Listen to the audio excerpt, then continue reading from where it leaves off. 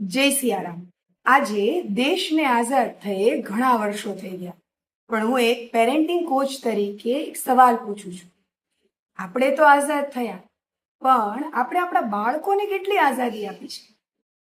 બાળક શું ભણશે, કયા ક્લાસીસમાં જશે, કયા કપડાં પહેરશે, કોની સાથે રમશે, એ પણ મોટે ભાગે આપણે જ નક્કી કરીએ છીએ. કારણ કે માતા પિતાને લાગે છે કે આપણે જે નક્કી કરીશું એના માટે બેસ્ટ જ છે. પરંતુ જો આજે આપણે બધા જ ડિસિઝન એમના આપણે લેશું, તો ભવિષ્યમાં બાળક પોતે નિર્ણય લેતા ક્યારે શીખશે? અને પછી આપણે માતા પિતા જ કહીએ છીએ કે આવડો મોટો થયો પણ એક ડિસિઝન જાતે નથી લઈ શકતો. એટલે નાનપણથી જ નાના નાના ડિસિઝન બાળકને જાતે લેવા દઈએ. અને માતા પિતા તરીકે ઉંમર પ્રમાણે એ જે ડિસિઝન લે એના માટે આપણે એને સજેસ્ટ કરવાનું છે. એણે જે લીધું છે યોગ્ય છે તો કંઈ બોલવાનું નથી, પણ ના હોય તો તમે એને સજેશન આપી શકો.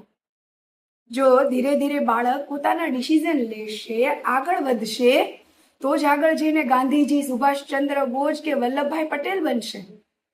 એટલે આઝાદી એટલે એવું નહીં કે બાળક જે મનમાની કરે એને એક્સેપ્ટ કરવું, પરંતુ ઉંમર પ્રમાણે કેવા ડિસિઝન લે એ એક્સેપ્ટ કરવું એ જ સાચું પેરેન્ટિંગ છે. તો આજથી માતા પિતા નક્કી કરીએ કે બાળક જે પણ ડિસિઝન લે એને પોઝિટિવ રીતે એક્સેપ્ટ કરીશું અને આ રીલ દરેક માતા પિતા સુધી પહોંચાડીશું. કારણ કે તમારી એક મોકલેલી રીલ ઘણા પેરેન્ટ્સની પોતાનો દ્રષ્ટિકોણ બદલવામાં મદદ કરે છે. તો ચોક્કસ શેર કરો, લાઈક કરો અને સબસ્ક્રાઈબ કરો.